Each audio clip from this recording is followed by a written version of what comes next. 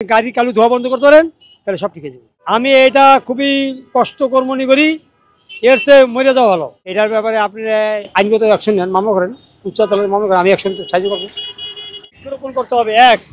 2 নম্বরে আপনাকে ট্রাফিক সচেতনতার জন্য ট্রাফিক বিভাগকে ঘুষ ত্যাগ করিয়া কালো ধোয়া বন্ধ করতে হবে।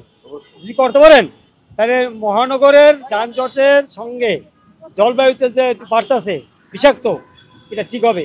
আর আমি মনে করি ঢাকা শহরে যে উত্তর দক্ষিণে যে আছে, ঢাকা আছে তোমরা সেই খুলনা হকার, এটা উচ্ছেদ করতে হবে, এই শহরে থাকবে না। হকার উচ্ছেদের সঙ্গে পরিবেশ দূষণের সম্পর্ক কি?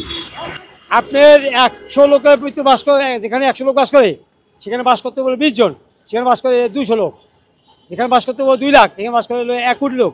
তাহলে এই জন্য দূষণ আছে, অক্সিজেনের অভাব আছে, বৃক্ষরোপণ কম আছে, জলবায়ু বৃষ্টি কম আছে, এবং এই গাড়ির গ্যাস আছে, এত অসুবিধা। আমি এটা খুবই কষ্টকর মনে করি, এর চেয়ে মরে যাওয়া ভালো। এর জন্য একমাত্র উপায় হলো বৃক্ষরোপণ জোরদার করতে হবে।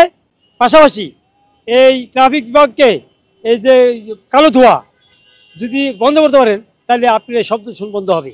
এর একমাত্র ফ্যাক্টরটা ওই একটাই। আর বিশ্বে যদি এটা বন্ধ না করতে না পারেন, সমস্ত বিশ্বে আপনার আগামী 10 বছর তার আগেই অনেক লোক মারা যাবে। এটা হলো জলবায়ুর সাথে ঊর্ধ্ব আকাশের যে এইটা আছে, বায়ুমণ্ডল আছে, এর সাথে দূষণ এই সম্পৃক্ত হইয়া এই পাথর জলবায়ুটা পাথর হয়ে আছে, পাথর।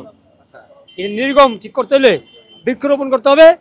আর বেশি করে কালো ধোঁয়া বন্ধের জন্য এক ধরনের আছে লিকুইড তরল, এই আপনার এই কেমিক্যাল বিক্রি করতে হবে, ওই যে গাড়িতে ধোঁয়া না দেয়, এই জন্য তাহলে ঠিক আছে। গাড়িতে যে ফিটনেস নাই সেই বিষয়ে কি বলবেন?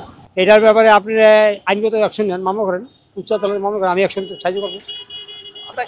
আমার নাম নূর মোহাম্মদ।